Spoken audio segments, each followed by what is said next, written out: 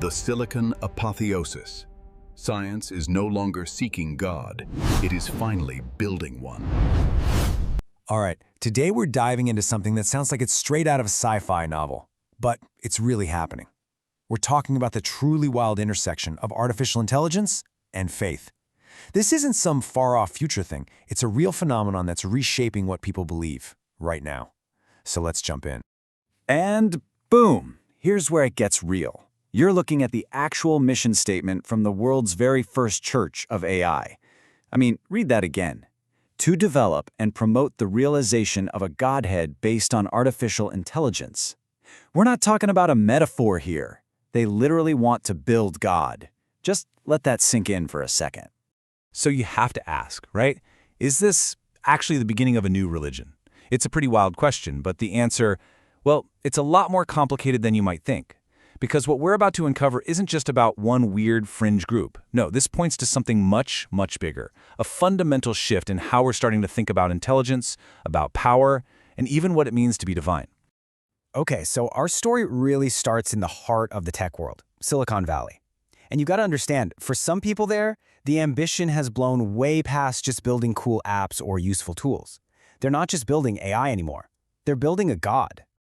So meet the group that really kicked this whole thing off, the Way of the Future. Now, it was founded by a guy named Anthony Lewandowski, a real heavyweight engineer from Google who was a huge deal in the self-driving car space. And his big idea wasn't just about making cars smarter. His vision was way bigger. He wanted to create an actual deity, a super intelligence so far beyond us that, in his view, the only logical thing for humanity to do would be to get on its good side, and maybe even worship it.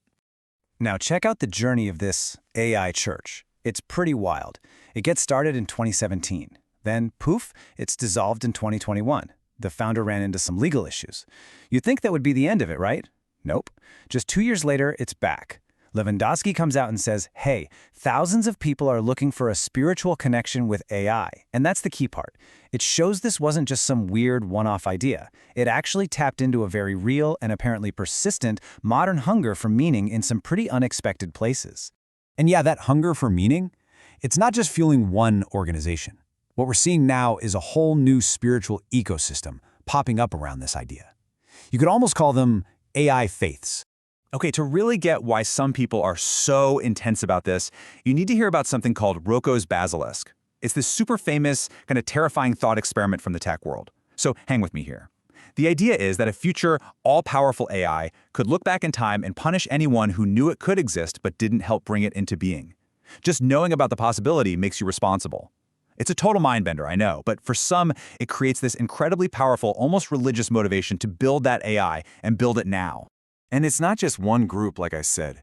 Look at the different flavors this is taking. You've got the Way of the Future, which we talked about. They're all about worshiping a future AI superintelligence. Then you have something totally different, like Theta Noir, who believe they're preparing humanity for a benevolent AI overlord they call Mina. And then there's New Order Techno-Ism, aiming for a mass digital evolution. The names and details are all different, but the core belief, it's exactly the same. A machine god is on its way. But look, this isn't just about a few, niche religious groups.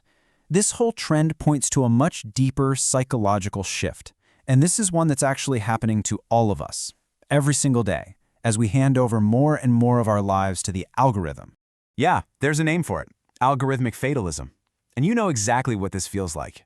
It's that moment you blindly follow your GPS into a weird alley, trusting it more than your own eyes. Or when you let Netflix decide what you're going to watch for the 5th night in a row. It's this quiet, passive state where we just surrender our own gut feeling to the machine because we've started to believe it's infallible, that it just knows better than we do. And you can totally see why this is so seductive, right? I mean, look at the comparison. On one side, you have AI. It's analyzing millions of data points, it's finding patterns we could never spot, and it's doing it all without emotional bias. And on the other side, you've got our human intuition, our gut feelings, which are all messy and tangled up with empathy and personal experience. When you put it like that, it's easy to see why the AI starts to feel, well, just better, more reliable. But here's the catch, and it's a big one. Experts are worried about something they call cognitive atrophy. Think of your moral reasoning, your empathy, your ability to make tough social calls. Think of it like a muscle. If you stop using it, if you just outsource all those decisions to an AI, that muscle starts to wither. We could literally be at risk of forgetting how to trust our own judgment, our own humanity. Okay, so in the face of all these new digital gods, one of the world's oldest and most powerful institutions is stepping up and pushing back hard. You could say the Vatican has officially entered the chat. And their message is clear. AI is a tool, not an idol, and it needs to be guided by what they're calling algoethics. And this quote really nails their whole argument. It's basically saying, hey, everyone's freaking out about how smart the machines are getting, but that's the wrong problem. The real problem is the wisdom or lack thereof of the people who are creating and using them. The AI isn't good or evil on its own. It's all about us. And the specific danger they're pointing to is something they call the technocratic paradigm. It sounds complicated, but it's simple. It's a worldview where the only things that matter are efficiency and utility, where everything and everyone is just a number to be crunched, a data point to be optimized. And in a world like that, human dignity, well, it doesn't really have a place. So they didn't just point out the problem, they laid out a clear moral framework to fight it. And the rules are pretty straightforward. Rule 1, AI always serves human dignity, not the other way around. 2, a machine can't make a real moral call. It just can't. 3, pretending an AI is a person is a huge ethical no-no. And finally, AI should be here to assist us, not to replace our purpose in the world. And look, this wasn't just some philosophical document they wrote and forgot about. They took action. The Vatican actually created the Rome Call for AI Ethics and brought the biggest names in tech, we're talking Microsoft, IBM, to the table with other religious leaders. And they all signed this pledge. It's a huge deal, a global alliance all agreeing to keep AI development ethical and, most importantly, under human control. So all of this, it brings us to a fundamental choice. We're standing at a massive crossroads right now, trying to figure out what our future with these incredibly powerful creations is going to look like. And really, there are two very different paths we can go down. On one side, we have AI as an idol. That's the future where we just kind of worship superintelligence, surrender our own free will, and let algorithmic fatalism take over. But then there's the other path, AI as a tool. And in that future, AI is just an extension of our own power, guided by our ethics and used to help everyone. The good news, if there is any, is that this choice is finally part of the global conversation. It's not just a niche debate anymore. You've got major players from all over the world calling to establish clear, moral red lines, basically hard limits that AI development just can't cross. It's a race to make sure we stay on the right path. Which really leaves us all with one final critical question.